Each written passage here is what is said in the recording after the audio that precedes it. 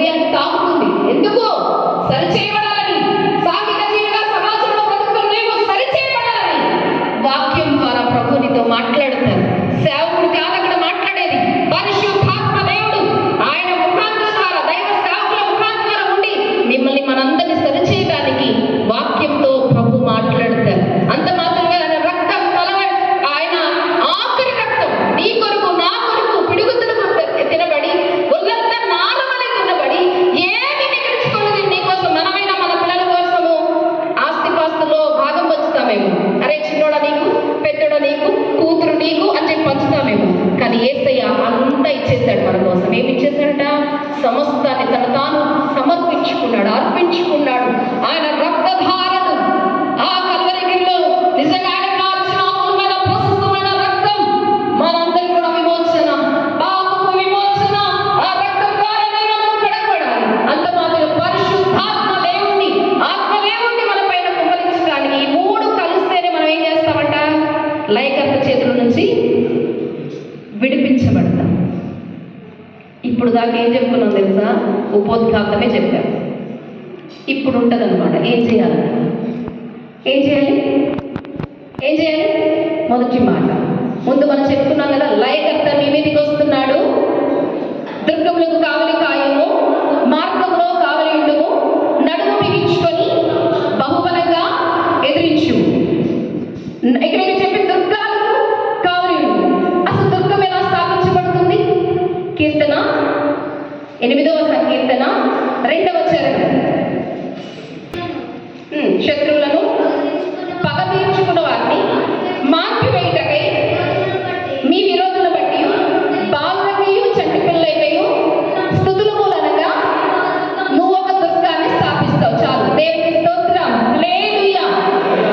ఎలా మనం లయకర్త చేతుల నుంచి కాపాడబడతాం? ఎలా మన కుటుంబాలు, మన బిడ్డలు లయకర్త చేతుల నుంచి రక్షించబడతామంటే మీరు దుర్గమును స్థాపించాలట.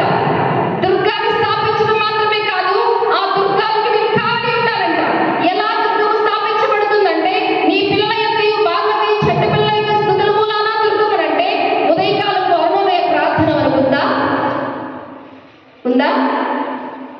ఎంతమంది లెగిస్తారో నాకే తెలియదు. ఉదయకాలం లేచి మేము ప్రార్థన చేస్తామని చెప్పలేదండి. వెనకాల కుర్చీలోడు మాత్రమే ఇట్టట. మిగిలిన వాళ్ళు ఏం చేస్తారు? నేను చెప్పనా?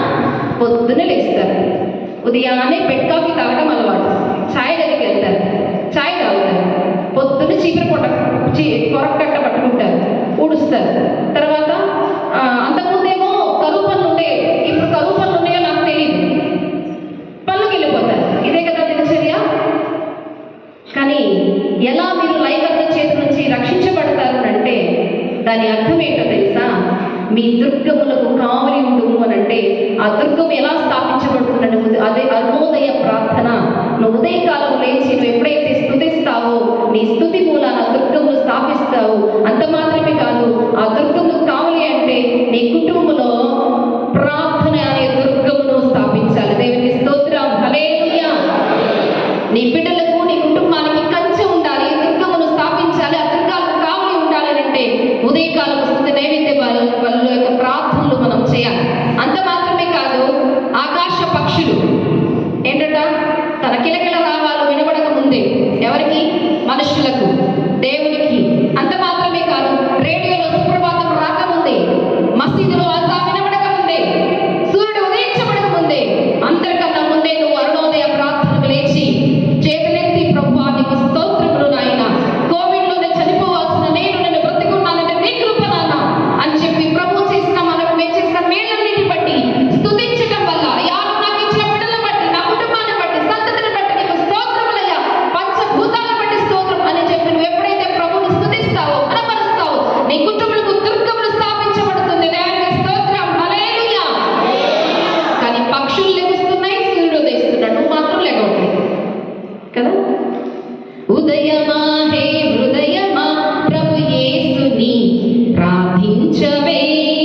ఉదయమా హే హృదయమా ప్రభు యేసుని ప్రార్థించవే. తొలుత పక్షులు లేచెనే తమ గూటిలో స్తుతించెనే. తొలుత పక్షులు లేచెనే తమ గూటిలో స్తుతించెనే.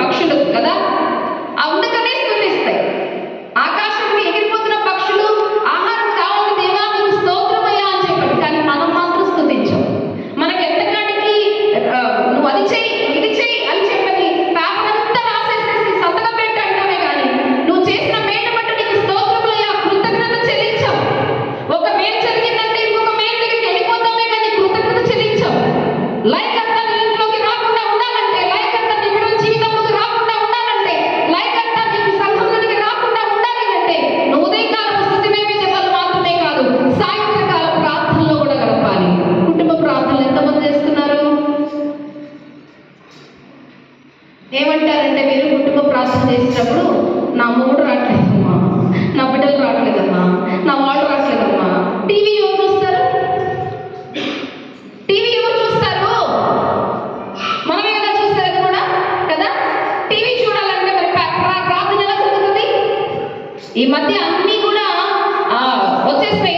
డిస్నీ హాట్స్టార్ కదా, హాట్స్టార్ ఏనా ఇది, జియో హాట్స్టార్, ఇంకా చాలా చాలా వచ్చేసి యూట్యూబ్లో పెట్టుకొని అయిపోయిన సీరియల్స్ కూడా చూస్తూ ఉంటారు. ఏం చేస్తారు? నవ్వుతున్నారంటే మీరు చేస్తున్నారు కదా. అయిపోయిన సీరియల్ ఎన్ని వారాలు ఎన్ని రోజులైతే క్యాంప్కి వెళ్ళారో, ఎన్ని రోజులైతే ఎక్కడికైనా వెళ్ళారో దాన్ని మొత్తం పెట్టుకొని ఒక చూసినా మళ్ళీ పెట్టాంలే అని అంటుంటారు. కానీ ప్రార్థనకు ఒక అరగంట, ఒక గంట, కనీసం ఒక పాట, ఒక వాక్య ధ్యానం, ప్రార్థన చేద్దామంటే ఇసుకు అస్సలు కూర్చోరు. కానీ సీరియల్స్ ముందు అయితే ఎంత బాగా కూర్చుంటారంటే కనీసం ఎవరైనా పలుకుతున్నా కూడా, పలకరిస్తున్నా కూడా అస్సలు దాంట్లో అసలు ఉన్న లీనమైపోతారు. వాటి గురించి చెప్పుకుంటారు, స్టోరీస్ వాళ్ళ చెప్పుకుంటారు, మన కుటుంబాల్లో ఏదో జరుగుతున్నట్టుగా. ఇప్పుడు కొత్తగా వచ్చిందిగా మొన్నే ఏదైతే కుక్కు విత్ జాగ్రత్తలంట, అదైపోయింది. ఇప్పుడు మళ్ళీ ఇంకోటి తగలడింది, 9వ సీజన్ అంట, బిగ్ బాస్ అంట. ఏంటండి మీకు తెలియదు? మీరు చాలా మంచి వాళ్ళు అయితే క్వశ్చన్ మార్క్ పెట్టారంటే అసలు మాకు అలాంటి ఏం తెలియదున్నట్టు పెట్టారు. ఏమొస్తుందంటే ఇప్పుడు బిగ్ బాస్ వాడేవాడు, వాళ్ళు అక్కడ లోపల ఉన్నందరూ కొట్టుకుంటారు, తిట్టుకుంటారు, అన్ని చేస్తారు, పనికి మాలు చేస్తారు, దాన్ని పెట్టుకొని ఆనందిస్తారు. కానీ అదే ఒక గంట, అదే ఒక అరగంట కుటుంబంలో బిడ్డల్ని, చిన్నపిల్లలు రాకపోయినా సంఖలో వేసుకొని, పాలిచ్చే తల్లులు సంఖలో పెట్టుకొని కూర్చోబెట్టుకొని, భర్త రాకపోతే దేవా నా భర్తను కూడా ప్రేయర్కి రమ్మని చెప్పు నాయన, నువ్వు నడిపించు నాయన, నేనైతే ఏం చేయలేను నాయన అని చెప్పి కుటుంబంలో ఎవరున్నా కూడా, ఒకవేళ నువ్వే ఉన్నావా, నువ్వు పాత్ర ఇది కుటుంబ ప్రార్థనయ్యా అని చెప్పి కూర్చొని చేతులెత్తి ప్రార్థించు. దానివల్ల నీకు ఎంత మేలు, కుటుంబంలో దుర్గములు స్థాపిస్తావు.